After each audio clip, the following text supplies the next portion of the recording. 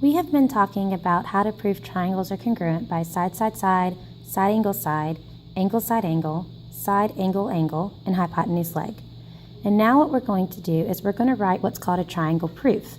You guys have heard me talk about, if you're proving a court of law, you can't just say the judge is not going to condemn somebody to prison because he looks like he did it or because you say that the guy did it. You're going to have proof. So when we do a triangle proof, all we're doing is writing out what we know and how we know it. So it's just writing out your thought process. To help you write your first proof, you're going to follow this outline. This should be taped in on page 40 of your ISM. And with every proof that you do, you're going to have some given information. For example, you're going to be told this triangle is isosceles, or these two pieces are the same, or these angles are the same. So from that given information, then you're going to be able to get some congruent parts from that. So in this block, write congruent parts. The reason for your congruent parts will most of the time be a definition, or it could be a theorem or a postulate. Now, we haven't actually talked about theorems or postulates yet, but an example of a theorem or a postulate is the vertical angles theorem, or alternate interior angles. All the concepts and things that we've learned in our Unit 2 of Basics of Geometry, those are the kinds of reasons that you'll use. And so you'll understand this more when we do a proof example in just a moment. After your first given information, you get congruent parts from that. You'll be given a second piece of congruent information, or given information, and you're going to get congruent parts from that one as well. And again, like if you're told that something's a midpoint, then you'll know you have congruent pieces because of definition of midpoint. At that point, you're going to look at your picture. Once you have two congruent pieces, you're going to look at your picture. And from your picture, you're going to be able to find either vertical angles, which is something you guys should know about, vertical angles, or you're going to be able to use the reflexive property. And reflexive property is that new thing that I've taught you guys. So let's come over here to the side and let's write out an example of each one of those. For reflexive property,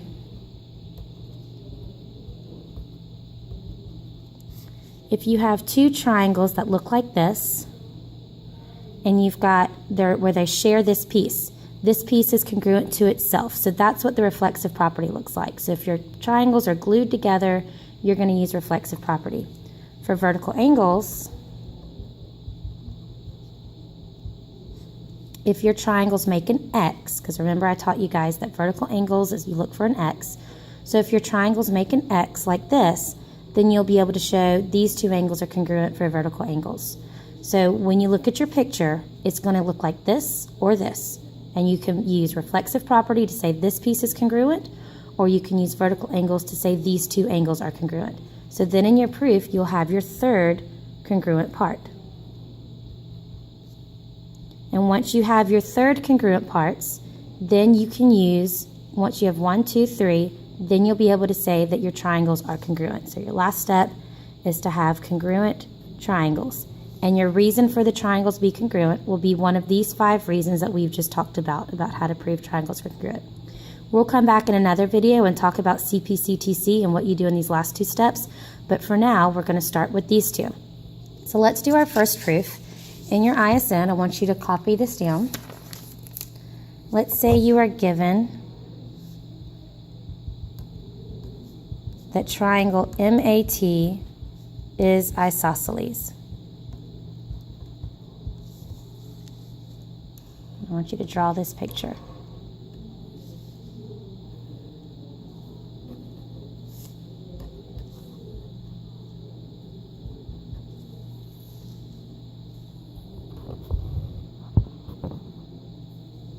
So triangle MAT is isosceles. And let's say you're also given that AH is perpendicular to MT. And if you remember, this symbol right here means perpendicular. So one of the things that's going to be hard for you on congruent triangles is that you have to know all your vocab. So right here you have isosceles, and you have to know this symbol means perpendicular. So we'll talk about what we're going to do with that next. And let's say that I want you to prove that triangle MAH is congruent to triangle TAH. Okay? So MAH is this triangle here, and TAH is this triangle here. So when we write a proof, we're going to write what's called a two-column proof. In this column over here, we're going to list out our statements and then our reasons. And statements are things that we're going to make, and reasons are where we're going to explain how we know that that's true. Remember, none of these reasons will be because it looks like it or because I think so. All of these reasons have to be geometry facts like we have learned in Unit 2. So our first statement, now as you're doing this, I want you to remember our outline that we just made here. We're going to start with our given information. So we look up here to what's given to us, and we are given that triangle MAT is isosceles. So that's going to be our first statement. Triangle MAT is isosceles. And the reason, well, how do you know triangle MAT is isosceles? Well, because it was given to me. So you're just going to write given. This is just like if you're proving a case in court, they would say, well, how do you know that a gun was used? Or how do you know that a window was broken? And you could say, well, it was in the evidence. So this is our evidence right here, how we know. So triangle MAT is isosceles because it's given. Now in the next step, we're going to say, we're going to get a congruent part. Remember from our outline, given information, we need to get a congruent part from it. So here's where we ask, why do we care that triangle MAT is isosceles? What does that mean? How can we get something congruent from that? Well, what does it mean to be isosceles? Isosceles means that you have a triangle where two sides are the same.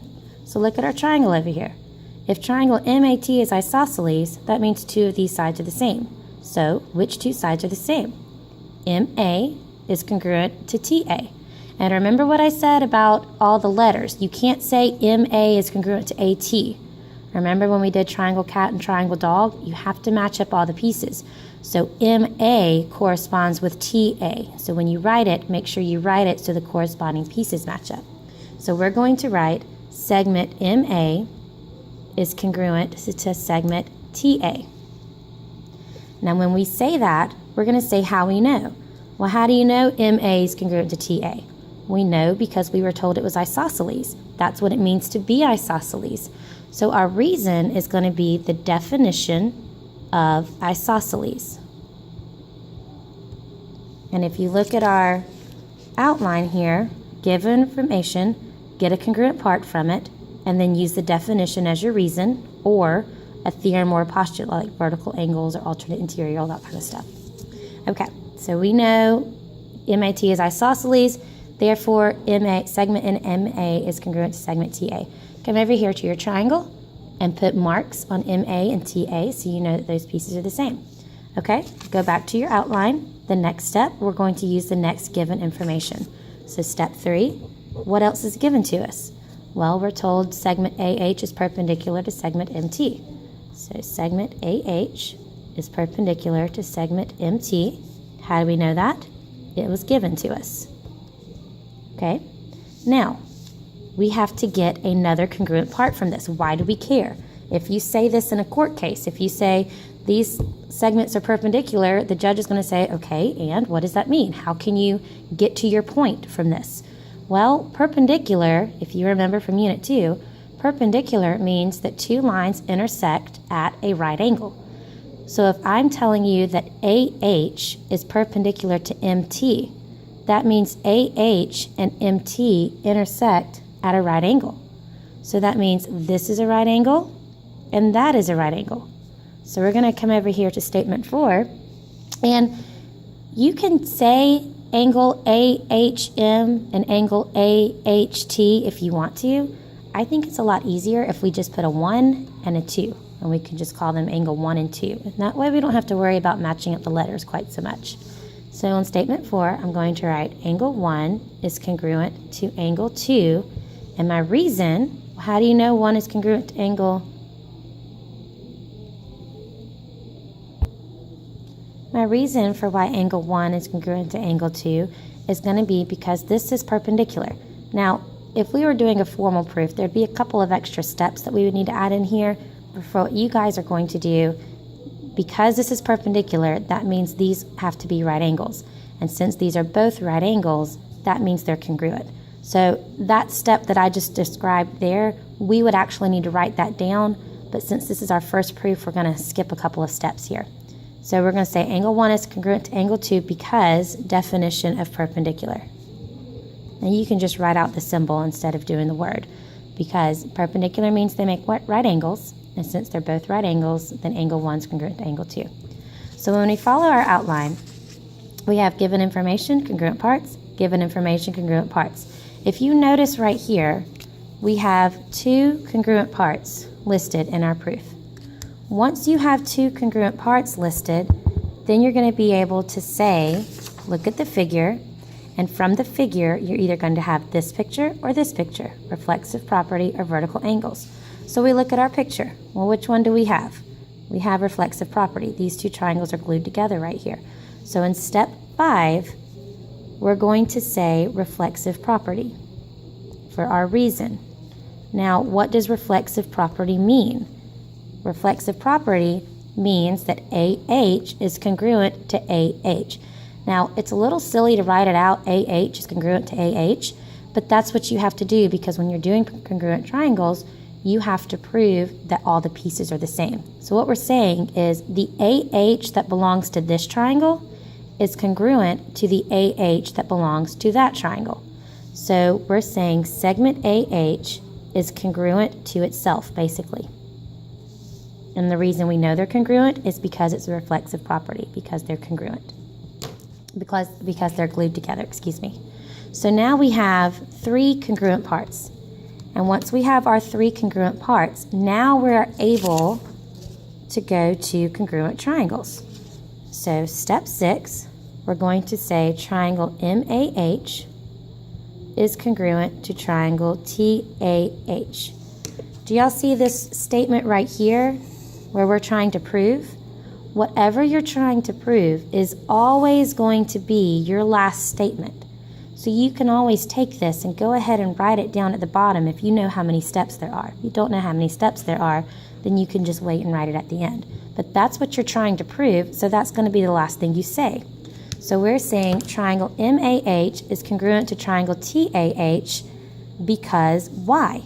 This reason is where we give side, side, side, side, angle, side, all of these 5 reasons right here. This is where we list those out. So I'm going to look at my picture. We have marked that MA is congruent to TA. We've marked that angle 1 is congruent to angle 2. And then in step 5, we said AH was congruent to AH. So right here, I'm going to mark AH is congruent to AH. Well, when I look at this, I've got a side, and an angle. Well, side, side, angle doesn't work. Remember, that's the bad word. So when I look at this, I notice that these 2 triangles are right triangles. This side is a hypotenuse, and this side is a leg. So I can say that these 2 triangles are congruent because of hypotenuse leg. So for my reason, I'm just going to write HL, hypotenuse leg. Okay? Now, what I want you to do is I want you to try a proof on your own. So in your ISN, just go to the next page that you have space, and we're going to draw our picture like this, kind of like a vertical bow tie. And so we're going to call this A, B, C, D, E. And for your given information,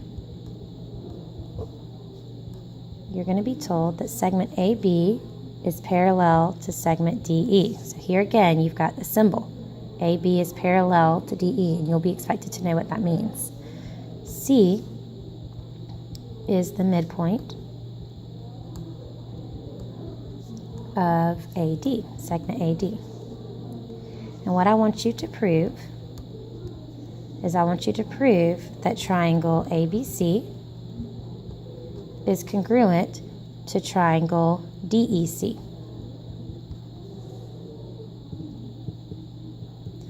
And now draw your 2 columns. This side is going to be where you list your statements. This side is going to be where you list your reasons. Okay? Now, I want you to look at your outline and look at the example that we just did together. And I want you to hit pause on the video And I want you to see how many pieces you can come up with to complete this proof. You might not have all of them, but see which pieces you guys can come up with on your own. And then come back to this video and I'll walk you through it and make sure that you're right. Okay, so hopefully you've had a chance to think about it to see if you could get started. And if you look at your outline, hopefully you saw that you start with your given information. So what we're given is AB is parallel to DE. So I'm going to write segment AB is parallel to segment DE because it's given. And now we want to say why we care about that. What does that tell us? Well, if AB is parallel to DE, do you remember when I taught you guys about parallel lines and I said, when your brain hears parallel, I want you to think about angles. In your ISN, we talked about all 4 angles that are formed by parallel lines. We talked about alternate interior, alternate exterior, corresponding, and same side interior. When I look at this picture and I see parallel lines, I taught you guys to look for the Z. So right here, do y'all see this Z? There's a Z in this picture. And do you remember why the Z was important? Well, if you look in the corners of the Z, you have alternate interior angles. And if the lines are parallel, then you know that alternate interior angles are congruent. So I'm going to put a 1 here and a 2 so we can easily talk about it in our proof. So if these lines are parallel, then that means that I can find a Z. And that means 1 and 2 are alternate interior angles and they're congruent. So I'm going to say angle 1 is congruent to angle 2 because they're alternate interior angles. So the reason I know these are congruent is because they're alternate interior angles from the Z. Okay? Then I look at my outline and I'm supposed to state my second given. My second given is that C is the midpoint of segment AD. Okay? Well, here's C, and from unit 1, actually, we remember that C, for a midpoint, means that a point is in the middle of a segment. Well, C is the midpoint of segment AD. If C is in the middle of AD, that means AC, this piece, has to be congruent to DC, this piece. If C is in the middle, then this side is the same length as that side. That's what midpoint means. So in our proof, I didn't write the reason for number 3. We know it's the midpoint because it's given. So on number 4, we're going to say what pieces are congruent because of that. So if C is the midpoint, that means that AC is congruent to DC. And the reason we know that is because we used a vocab word here, midpoint. Anytime you use a vocab word like midpoint or bisects or perpendicular or isosceles, the very next reason is going to be definition of that word. So a midpoint means that if this is in the middle, these 2 segments are congruent. So the way that we know AC is congruent to DC is because it's the definition of midpoint. That's what it means to be a midpoint. So if you have a vocab word here, you're going to say definition of that vocab word. So there's a trick to help you when you're writing your proofs. Okay, so now I'm looking at this and I have a congruent piece there, Now I have 2 congruent pieces, which means I can look at my picture and I'm either going to see vertical angles or reflexive property. When I look at this, nothing is glued together, but I do have this X right here. So when I have an X, that means I've got vertical angles. So I've got this angle is the same as that angle because they're vertical. Well, I already have a 1 and a 2, and I can't just say angle C because it's not clear which one I'm talking about. So I'm going to put a 3 and a 4 here. And in statement 5, I'm going to say angle 3 is congruent to angle 4. And the reason I know 3 is congruent to 4 is because they're vertical angles. Okay? And then we now have 3 congruent pieces. Once we have 3 congruent pieces, now we can say the triangles are congruent. So again, we're going to take this last statement, or this what we're trying to prove, and we're going to bring that down to our last statement, and that's what we're going to write. So we're going to have triangle ABC is congruent to triangle DEC. And the reason we know these triangles are congruent, you have to come look at your picture. Now, as you've made each one of these statements, you really need to make sure you're marking them in your picture, because if you don't, when you get to this point, you're not going to know if it's side, side, side, or side, angle, side, or hypotenuse, leg, or which one of the reasons it is. So when I look at this, I've marked 1 and 2, I've marked 3 and 4, I've marked these 2 segments. So I'm going to pick just one triangle, put my pencil in an unmarked angle, and you can trace around this way, or you can trace around that way. It doesn't matter which way you trace around. Just put your pencil in an unmarked angle, and you have side, angle, angle. Or if you go the other way, angle, angle, side. So I know these are congruent because of side, angle, angle, or you can write it backwards and have angle, angle, side. Okay? Now, you are going to go to the next page in your packet. You've got some proofs where the statements and reasons, part of them are filled out for you. And then you're going to have a list of statements and reasons that you need to cut out and glue into the blank. So in your ISN, put down, in your ISN, take these 2 proofs and cut them out and glue them down in the next page. And then take this paper that has your reasons. These are the reasons and statements that you're going to put for number 1. So cut these out, and you're going to put those in these blanks here. You need to sort them and figure out which order they go in. These are the ones for number 2. So cut these out and then mix them. Now this one you're missing some statements and some reasons. So you'll just need to glue them down in these blanks where they belong. If cutting and gluing is not your cup of tea, you are welcome to just take these reasons and write them in, and then just cross them out after you've written them in. Once you're done with this, you need to go up to the front of the room, find My ISN, and check your answers with the key to make sure that you've done these 2 correctly.